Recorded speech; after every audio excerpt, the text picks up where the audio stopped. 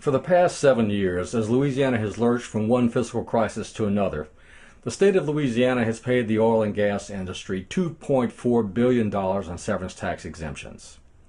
Despite that massive transfer of public wealth into private hands, the oil and gas industry used its influence inside the Department of Natural Resources and the General Administration to limit and for 3 years shut down audits that would have revealed whether the industry's severance taxes and royalty payments to the state were accurate. These facts have been hiding in plain sight, contained in 5 performance audits of the Department of Natural Resources and the Louisiana Department of Revenue conducted by the legislative auditor since 2010. 2 of these audits focused on royalty collections from oil and gas produced on state-owned lands and water bottoms. Another focused on severance tax collections. Yet another dealt with mineral leases handled by the State Mineral and Energy Board, while the 5th audit examined how the Office of Conservation has handled the Orphan and Abandoned Well Cleanup Program. The cozy relationship between DNR and the oil and gas industry is explicit in the department's regulation of the industry. That coziness, when extended to state finances, has proven disastrous for the Louisiana Treasury and its residents. DNR is responsible for collecting oil and gas royalties, which account for roughly 7% of the state's general fund dollars, or approximately $700 million a year. For a 3-year period between July 2010 and July 2013, DNR had jurisdiction to determine the accuracy of severance taxes and royalty payments, and DNR let the industry have its way.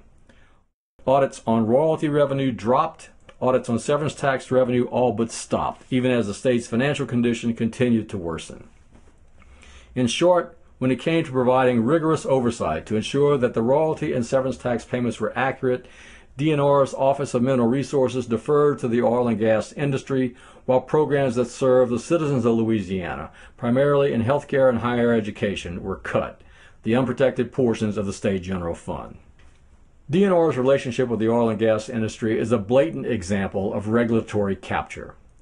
Regulatory capture is a form of political corruption that occurs when an agency, created to act in the public interest, advances instead the specific concerns of the industry it is charged to regulate.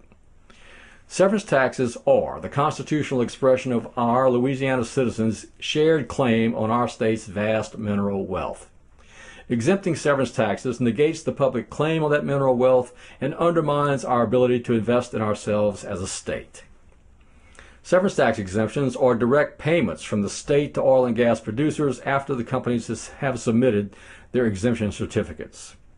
Royalties are the property owner's share of the proceeds from the sale of oil and gas produced from the wells on their land. For purposes of this story, royalties are the state's share of the revenue from oil and gas produced on state-owned lands and water bottoms after severance taxes have been paid. Since the mid-1980s, the Louisiana Department of Revenue has produced an annual report on tax exemptions called the Tax Exemption Budget. In that document, the department identifies each tax exemption and quantifies the cost of each exemption to the state. It makes clear that tax exemptions are, in fact, spending of state funds. Here's how the LDR explains it in every report. Tax exemptions are tax dollars that are not collected and result in a loss of state tax revenues available for appropriation. In that sense, the fiscal effect of tax exemptions is the same as a direct fund expenditure. Between 2008 and 2014, according to the tax exemption budget, the state of Louisiana paid oil and gas companies more than $2.4 billion in severance tax exemptions. Those checks went out at the exact same time that our legislature was forced to cut programs like aid to families of children with disabilities, behavioral health programs, home health care, and programs that assist victims of domestic violence. During that same time, state funding for higher education was also cut by more than $700 million, as the tuition and fees paid by those attending technical colleges, community colleges, and state universities were jacked up to cover the difference. The first performance audit on royalty collections was released in July 2010. The legislative auditor found that DNR's Office of Mineral Resources took a lackadaisical approach to verifying the accuracy of royalty payments from the 1,888 active mineral leases on state-owned lands and water bottoms. The legislative auditor noted that severance taxes and royalties are connected, that both depend on the amount of oil and gas produced as well as the price of the resource. Desk audits compare the volume of oil and gas sold to the volume of oil and gas produced, which ensures that royalty payments are properly calculated. These audits also help ensure that production wells on state lands are submitting properly calculated royalty payments. The legislative auditor found that the Office of Mineral Resources had not conducted a single desk audit in a decade. Despite the auditor's recommendation that it resume these desk audits, OMR waited 3 years before getting around to doing so. The legislative auditor also found that OMR did not compare royalty reports against severance tax reports filed with the State Department of Revenue, nor did it compare royalty reports to production reports submitted elsewhere in DNR.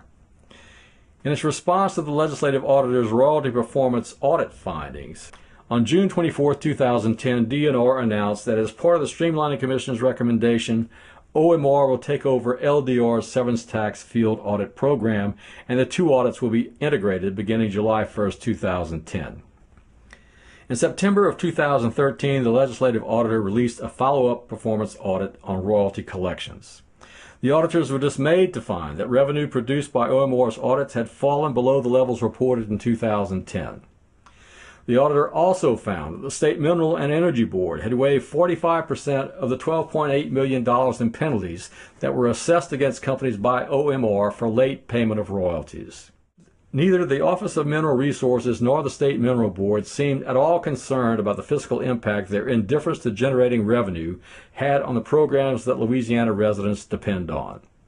Their primary concern was not inconveniencing their friends in the oil and gas industry. The legislative auditor conducted an audit on severance tax collection procedures in the Louisiana Department of Revenue in 2013, but because severance tax audit functions had been transferred to DNR in 2010, auditors had to return to the Office of Mineral Resources close on the heels of the second royalty collection audit. In the audit, the legislative auditor found that oil and gas industry complaints about LDR's use of GenTax software, which identified possible non-payers of severance taxes, led first to LDR shutting off the software, and second to audit power being transferred to DNR. The scale of the oil and gas production not audited as a result of that shift was staggering. DNR's field audits ignored oil and gas produced on private lands. That encompasses 98.1% of all oil and gas leases in Louisiana, and they ignored that for a 3-year period. Revenue from severance tax audits fell 99.8% from the levels produced by the Department of Revenue once responsibility was transferred to the Office of Mineral Resources. The actual dollar amount fell from $26 million in 2010 to $40,729 in fiscal year 2012. For the 3-year period that DNR's Office of Mineral Resources had responsibility for severance tax audits, the industry essentially operated under an honor system. Prior history shows why this is a problem. In the late 1990s, the Mike Foster administration filed lawsuits against more than 20 oil and gas companies claiming they had shortchanged the state by as much as $100 million in severance tax payments. Now, for 3 years, as recurring revenue shortfalls continued, the Office of Mineral Resources ignored that history. During this time, the Haynesville Trend emerged as the most productive shale gas field in the country. Even though the severance tax exemption on horizontal drilling meant that the state was denied severance tax revenue for much of that play, companies still managed to game the exemption system at taxpayer expense. Under the rules of severance tax exemptions, the state pays back the taxes already paid once it receives the exemption certificate from the company, plus judicial interest, which in the period covered by the audit averaged about 4.5%. That is, the state had to dip into non-exempt severance tax payments in order to cover the interest costs on those certificates that companies chose to sit on for several months. The audit found that over the course of 4 fiscal years running from 2009 through 2012, the Department of Revenue issued 13,818 severance tax refund checks, totaling $360,190,583. An extra $23,859,012 in interest was tacked onto that.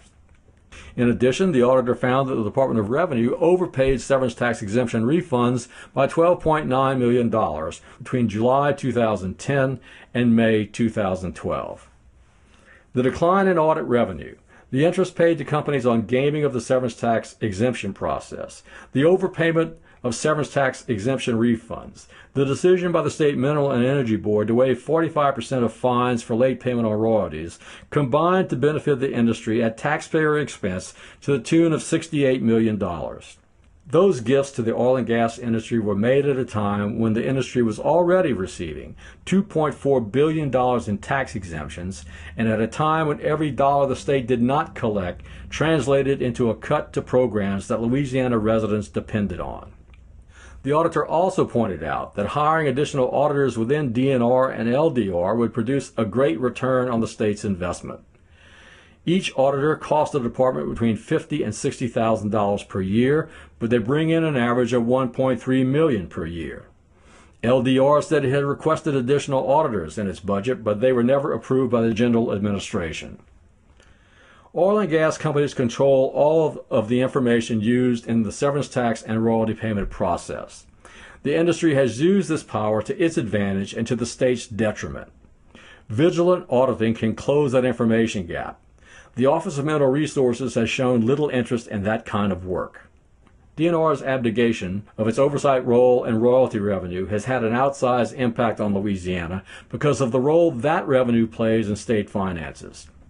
When added to the 3-year period when DNR failed to perform severance tax audits, the agency has likely cost the state hundreds of millions of dollars over the past 7 years. That is corruption. Not all of this went unnoticed. In 2014, Senator Rick Gallo and Representative Joe Harrison introduced concurrent resolutions to order LDR, DNR, and the legislative auditor to agree upon a means to conduct a thorough audit of oil and gas production, severance taxes, and royalty payments. Gallo's resolution passed the Senate by a vote of 37-0. By the time the resolution reached the House floor in early June, the oil and gas industry and the general administration recognized the threat the audit posed, so they joined up to kill it. The resolution had to be killed to keep the secret. In the midst of a prolonged and deepening fiscal crisis, the general administration and the industry did not want legislators and the public to question whether severance taxes and royalties paid to the state were accurately calculated. The Department of Natural Resources betrayed the trust of the people of this state.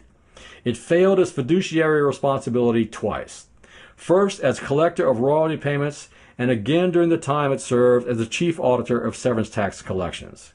It has repeatedly put the needs of the industry above the needs of the people of this state.